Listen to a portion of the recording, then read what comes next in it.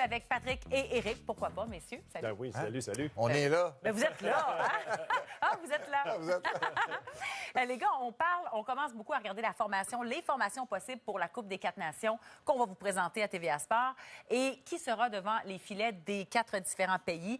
Je veux qu'on regarde d'abord les États-Unis parce qu'on a vu, juste avec mise au jeu plus, les Américains, là, je ne sais pas ce qui se passe aux États-Unis, mais on semble avoir d'excellents gardiens. Là, on voit le top, là, les Hellebuck, les Ottinger, même Solars, qui honnêtement va très bien. Quand vous regardez ça, vous, votre choix s'arrêterait sur qui?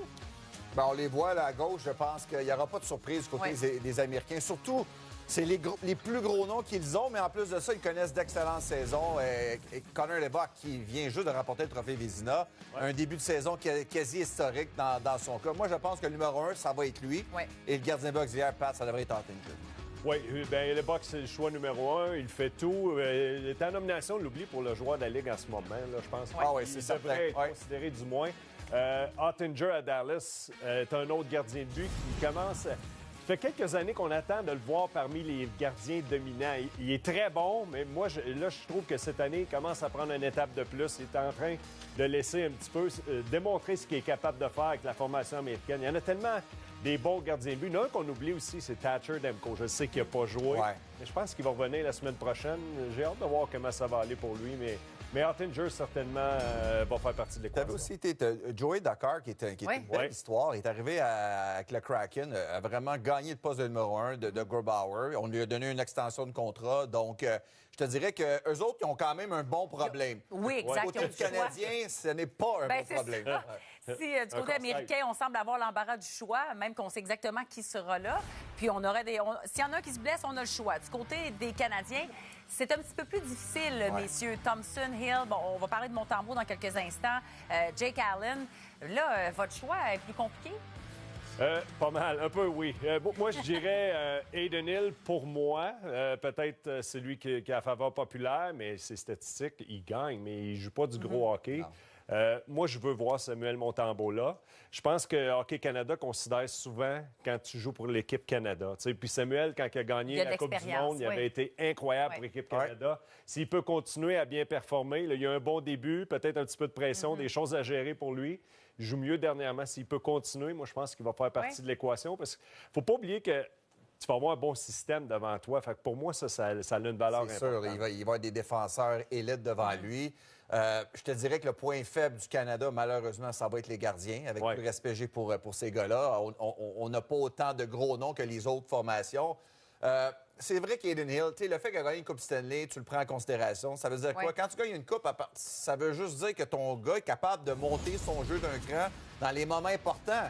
Et c'est clair qu'Adin Hill ne connaît pas une grande saison. Il a été blessé à travers ça, mais il l'a fait dans le passé. Peut-être qu'il vit-il encore cette réputation-là? Pat, c'est ce que je me demande. Logan Thompson est en train de gagner beaucoup de points. Je ne suis pas son plus grand fan. C'est un gardien qui n'est pas nécessairement, je te dirais, très fort techniquement. C'est un gars qui est un peu partout, mais en même temps, c'est quoi le but? C'est des arrêtés et il le fait jusqu'à présent. Fait que je pense qu'à cause de ça, Logan Thompson gagne des points présents. Moi, ce qui me fait peur avec Thompson, c'est qu'il va y avoir de la pression sur le gardien de but canadien, puis tu veux pas donner le mauvais but. Puis j'ai l'impression que Thompson, c'est ce genre de gardien-là. Je respecte énormément ce qu'il fait, mais je pense qu'il y a encore des choses. Et Montembeault, tu sais, si tu ne juges pas qu'il peut faire partie des 2 premiers, au moins l'amener comme un troisième, vivre cette expérience-là, je pense que ça pourrait être bénéfique pour lui. Oui, Carl Dubas était là au cours de la dernière semaine pour Puis en plus, il a bien performé, donc sait-on jamais. On reste dans ceux qui ne connaissent pas un super début de saison. Jeremy Swayman, que se passe-t-il avec lui? On regarde ses statistiques et c'est assez décourageant. Korpisalo, avec 6 départs, est bien meilleur que lui avec un taux de 901. Lui est à 884. C'est pas un super début, ça. Je suis pas surpris. Honnêtement, on a joué avec le feu dans le cas de Swayman. Autant lui que les Bruins de Boston, parce que je pense que les Bruins ont leur part de responsabilité dans ce dossier-là. La façon qu'on a géré le dossier, on l'a vraiment exposé. On lui a joué dans la tête, tout simplement. Moi, je pense pas que Swayman, tout d'un coup, a perdu tous ses moyens. Je persiste à dire que c'est un des meilleurs gardiens de but de la Ligue. Le manque, le fait qu'il a manqué le camp d'entraînement... Ça joue, ça?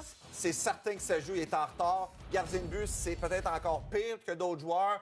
La pression, toute la saga qui a entouré, je te dirais, la situation contractuelle, je pense que c'est ça l'a peut-être un peu branlé aussi parce qu'il mentionnait, on a tous sorti ses mauvais côtés. Bien, il a perdu sa magie. Hein? Moi, tu sais, des fois, tu arrives, tout est beau, là, tu veux le gros contrat. Là, s'est rendu compte à un certain moment qu'il n'y avait pas la faveur populaire. Là, ça change la donne un petit peu. Tu reviens, tu as beaucoup de pression. Si on lui demande aujourd'hui le contrat qu'il a signé, s'il est heureux de l'avoir fait, je pense que là, il va être très heureux à long terme. Parce que c'est pas une garantie. Hein. C'est pas parce que tu as une bonne saison ou que tu as 2 bonnes saisons que la troisième va être encore meilleure. C'est toujours à recommencer. Les Bruins vont pas bien. Gardien de but, Swayman, c'est un autre Américain. Ça c'est un qui aurait dû peut-être être... il aurait dû être dans notre top 2, là, même peut-être numéro 1. Mais l'autre chose avec Swayman, il ne faut pas oublier, c'est pas un gars qui a joué beaucoup là, dans sa carrière. C'est pas un gars qui a eu des saisons de 50 départs et plus. C'est pas arrivé, là. Fait que lui, techniquement, cette année, ça aurait dû... ça va l'être, là. La saison où il se prouve. Qui se prouve et qui a probablement le plus de départs. Ça change la donne souvent. Mais je pense qu'il va retrouver... Écoute, il y a trop de talent là, pour avoir perdu ses moyens de la sorte. Gérer la pression de numéro 1, c'est pas toujours évident. Mais moi aussi, je pense que... Il va retrouver sa magie. La crème remonte toujours au-dessus. Hein? Affiche. Vous lui donnerez un petit peu de magie. C'est beau. C'est beau. C'est bon, Pat. Parler de cette première période à Toronto, alors qu'on accueille les Golden Knights, ça a été une très bonne première période et vraiment, on est impressionnés par ce qu'on voit du côté des Maple Leafs parce qu'on le rappelle, on est privé des services d'Austin Matthews encore. Domi n'est pas là non plus dans la formation, mais il y a des jeunes qui se font voir et ça fonctionne. Celui qui a ouvert la marque, c'est le jeune Fraser Minten qui en est à sa 5e rencontre avec le grand club. Il marque son premier but. Oui, bien écoute, c'est assez impressionnant pour un jeune et surtout que c'est pas n'importe qui lui fait la part. C'est Nylander. Et tu l'as mentionné, Élie, puis je pense que c'est important, c'est de saisir l'opportunité. Bon, il a été blessé. Il avait joué 5 rencontres cette année dans la Ligue américaine. Il avait été vraiment dominant. Mais est-ce qu'on l'aurait vu cette saison ou est-ce qu'on l'aurait vu aussitôt dans la saison, n'eût été des blessures? Probablement pas. Le but des Leafs, c'était probablement de laisser la Ligue américaine continuer à se développer. Mais c'est ça la réalité. Et on peut voir un peu là, son parcours avant d'arriver dans la Ligue nationale. L'année passée, bon, il avait joué quelques rencontres. Et je pense que quand tu arrives dans une équipe comme Toronto, tu connais la force de frappe, tu connais les joueurs vedettes, tu sais qu'il n'y a pas beaucoup de place dans l'alignement. Bien, écoute, malheureusement, des fois, ça prend des blessures pour justement avoir cette chance-là. Ça ne serait pas le premier à faire sa place parce qu'il y a des gars qui ont tombé au combat et lui est rentré. Mais juste le fait que c'est Nylander qui le fait à la passe, c'est un moment qu'il va oublier, qu'il va toujours se souvenir. C'est un moment vraiment, que ce soit ta première victoire ou ton premier but, vraiment une belle, je te dirais, une belle opportunité pour ces jeunes-là. Et si on continue de la sorte, bien, tu veux que quand les réguliers reviennent, je ne parle pas d'Austin Matthews naturellement, mais créer une compétition à l'interne, ça serait très, très bon, je pense, pour les Leafs. Pour lui, mais également pour un autre joueur que je vais te nommer. Oui, j'ai ma feuille pour Grebenkin, qui dispute son premier match dans la LNH ce soir. Donc, lui aussi, c'est l'occasion de se faire voir. Tout à fait. Puis, tu sais, peu importe le temps de jeu que tu vas avoir, c'est sûr que tu verras peut-être pas autant de minutes de qualité que dans la Ligue américaine, par exemple. Mais juste le fait d'avoir cette chance-là, tu veux attirer l'attention de l'organisation. Et je pense qu'il est important pour tous les jeunes qui rentrent, si tu es là pour frapper, continue à faire la même chose que tu faisais de bien dans la Ligue américaine. Je pense que la pire des choses, c'est de tenter de changer ton style, c'est de trouver ton rôle. Et si tu le fais, bien, tu vas être en mesure peut-être d'avoir plus de rencontres et peut-être éventuellement, bien, que l'organisation vont venir. Et ça, c'est le moment fort, Élie, là, quand le directeur général vient te voir et il va te dire « Trouve-toi une place ». Ça, c'est toujours une bonne nouvelle pour tous les joueurs. De dire, sors de l'hôtel et tu t'en vas finalement. Ça veut dire qu'on décide de te garder pour le restant de la saison. Tu as prouvé des choses. Je veux qu'on termine sur justement les vétérans. On parle des jeunes, mais les vétérans, on a vu Nylander, la passe qu'il a servi à Minten, mais il y a des vétérans comme Nylander, Marner qui vraiment ont levé leur jeu d'un cran à l'absence de Matthews. Incroyable. Tu sais, quand tu prends un gars comme Matthews, c'est sûr que, bon, c'est un trou béant à combler. Et je te dirais qu'un gars comme Marner, qui a été critiqué, on le critique souvent, bon, parce qu'il ne performe pas à la hauteur des attentes en série. Ça reste que c'est un des meilleurs joueurs de la Ligue, encore une fois. Cette année, il connaît tout un début de saison. Et on l'a dit tantôt, durant l'absence d'Austin Matthews, il est déjà rendu à 10 points. Fait que même s'il perd son joueur de centre, le joueur qui joue le plus de minutes avec lui, ça ne l'empêche pas de produire. Il fait tout sur la glace, offensif, défensif. Même chose avec Nylander. Les vétérans ont pris le contrôle. Ah oui, 5 victoires, 1 défaite en l'absence d'Austin Matthews. Donc, pour le moment, on tient le fort. Merci, Éric.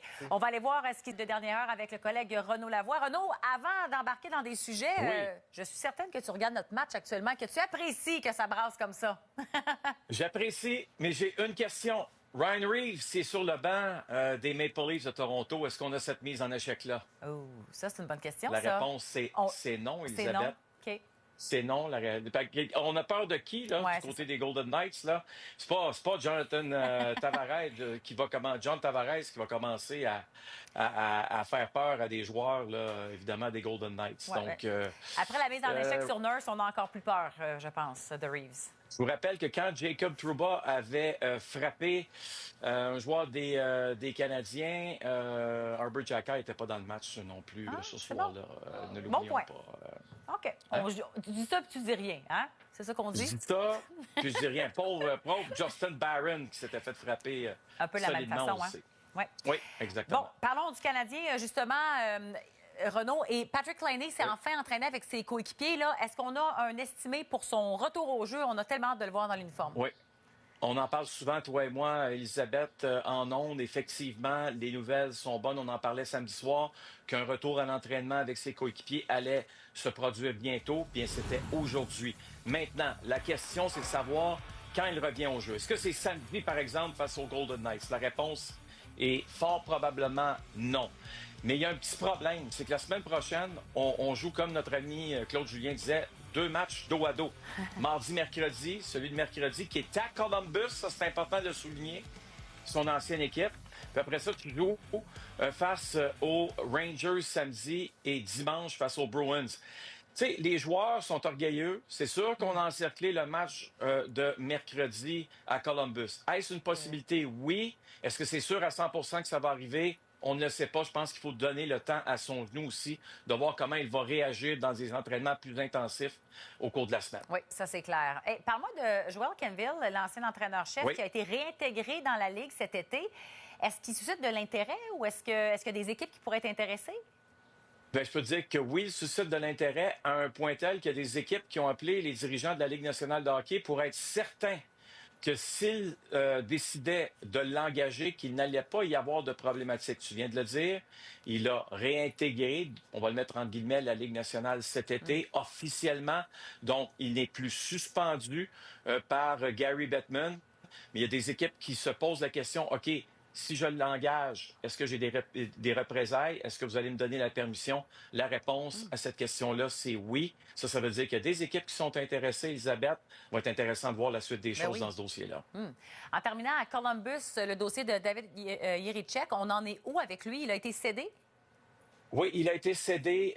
Écoute, c'est un gars qui ne joue plus. Rappelle-toi, dans le match de samedi, il n'était même pas dans la formation des Blue Jackets. Défenseur de 20 ans, droitier, qui a beaucoup de talent, Elisabeth. Et là, on sent que du côté des Blue Jackets, on est pris en raison du plafond salarial. Il y a des joueurs qui reviennent dans la formation. C'était le seul joueur qu'on pouvait envoyer dans la Ligue américaine. Par contre, est-ce possible qu'il soit échangé dans les prochains jours? Ouais. Moi, je vous dirais oui, parce que ce dossier-là, ça fait quand même 1 an qu'il traîne là, présentement. Ben oui. Et à un moment donné, on se pose la question, est-ce que son avenir n'est pas ailleurs? Peut-être, parce qu'il a du talent, ce jeune homme. Merci, Renaud. Et on va aller en pause juste pour toi sur des images de notre rencontre. Merci, tout s'embrasser un peu, Renaud. Merci.